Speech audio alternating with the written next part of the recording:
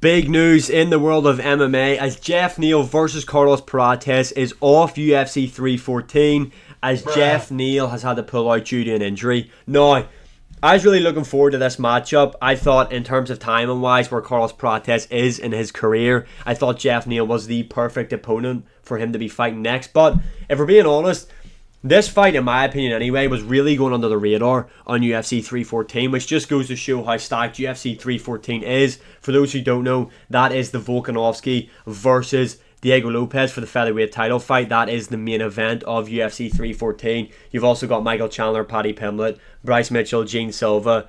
The card's just stacked top to bottom. In my opinion, I think UFC 314 might be the most stacked card of the year. I think it's going to be very hard to top it, but this is a loss to that card.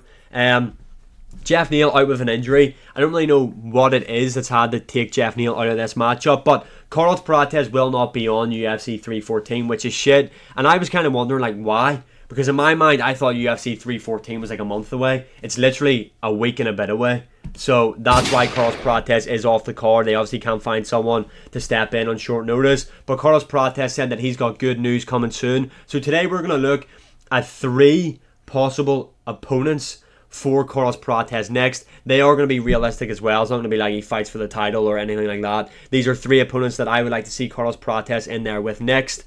Starting off, we've got Ian Garry. Look, love him or hate him, Ian Garry is one of the best welterweights right now in the UFC. This guy he had a very good account of himself in there against Shavkat Rakhmonov on short notice. He obviously, before that, beat MVP. Was that performance amazing? I'm going to say it actually was a good performance because MVP is probably one of the best strikers in MMA. He is extremely unorthodox, and I think in just a striking matchup on the feet with MVP, in terms of MMA striking, he's going to be very, very hard to beat. So I think Ian Garry showed how well-rounded he is in that matchup and showed his fight IQ in there, showed his intelligence to know I cannot stand on the feet with MVP because he is going to absolutely rock my shit. So instead, I'm going to look to expose that hole in MVP's great game, and that is his grappling. But Ian Garry is ranked number 7th in the UFC's welterweight division. Personally, I think he is better than what his ranking does suggest. But I think him versus Carlos Prates is a great fight. Ian Garry has been saying that he wants to fight fairly soon here. I think he said International Fight Week. I think this would be a great main card opener for International Fight Week. Carlos Prates, Ian Garry, 3 rounds. I think it does make a lot of sense. Maybe Ian Garry, though, might not want this matchup because he's going to be looking up the rankings instead of down the rankings, as Carlos Prates is ranked below him. However, Carlos Prates has got like a cult-like following because of the fighting nerds. Those guys have kind of exploded in the MMA world now, and a lot of people are die-hard fans of that gym, and Carlos Prates in particular. This would be a big fight though, because Ian Garry, a lot of people like him, but also a lot of people hate him. He's very well spoken as well. Like I said, Carlos Prates has got like this cult-like following now. This would be a big matchup as well, and stylistically a really fun one. Both guys amazing strikers, and Carlos Prates obviously a bit more spiteful in there, a bigger puncher than what Ian Garry is. But I just think it makes sense. Both guys train in Brazil as well. Not that that really matters anyway. But I think this would be a really fun fight. Ian Garry versus Carlos Prates. A striker's dream. That's a possible matchup. Moving on, we have got Colby Covington. Colby Covington, obviously after his loss at UFC 296 to Leon Edwards, he said he was going to be so active now. Then we didn't see him fight for a year after that, where he got absolutely fucking battered by Joaquin Buckley in there. Buckley, by the way, is going to be welterweight champion. I'm just going to put that out there now. I'm going to state my claim early on this video, so when Buckley does become champion, I can revert back to this clip right here. Joaquin Buckley will be welterweight champion. But he got beat up by Joaquin Buckley. He said he's looking to come back in the summer.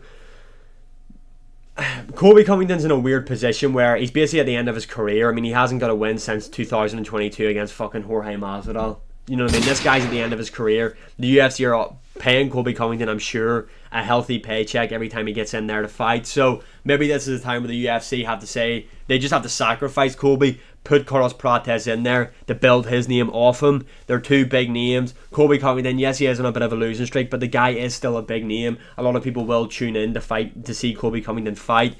And on the mic, Colby Covington can talk a big game and sell the fight well. This could be like a main card opener as well, or a fight night main event, depending on where you have it. You could do it in Florida, maybe fight night main event, Colby versus Carlos Prates. And I think this would show how good Carlos Prates is in a certain area, because we haven't really seen him be properly tested in the takedown area. And I think Colby Covington can do that, especially over 5 rounds. Let's see. There's a high chance though that Colby Covington could get stopped by Carlos Prates, because Prates is that dangerous on the feet, and Colby Covington is a volume kickboxer, if we're being honest.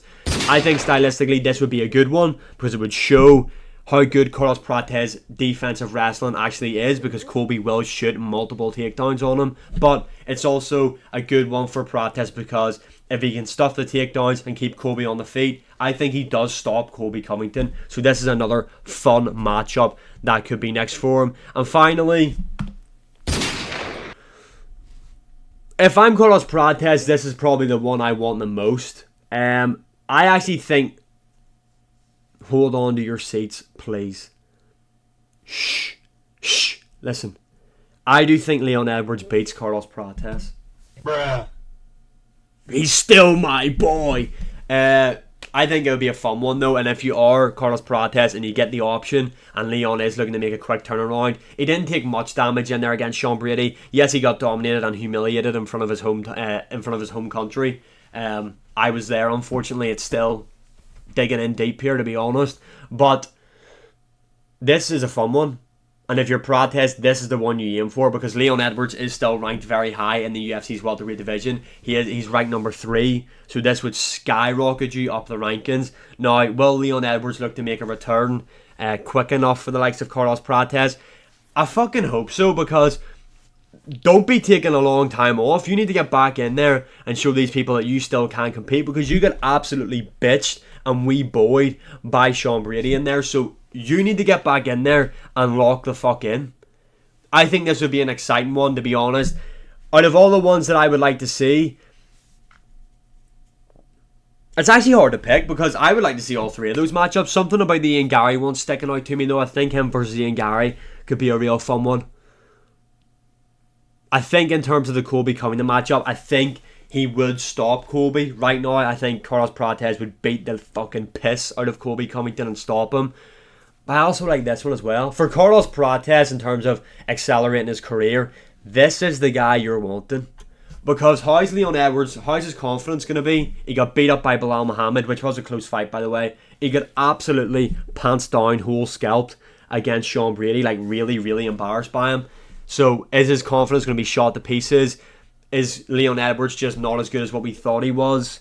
And if you're Leon as well, this would be a good fight to take, because it's a guy, yes, lower down the rankings, so high risk, maybe low reward. But like I said, the backing that Prates has, and you know Carlos Prates is going to look to stand on the feet with you. And Leon Edwards, he actually can offensively grapple. I know he looked dog shit doing that against Sean Brady.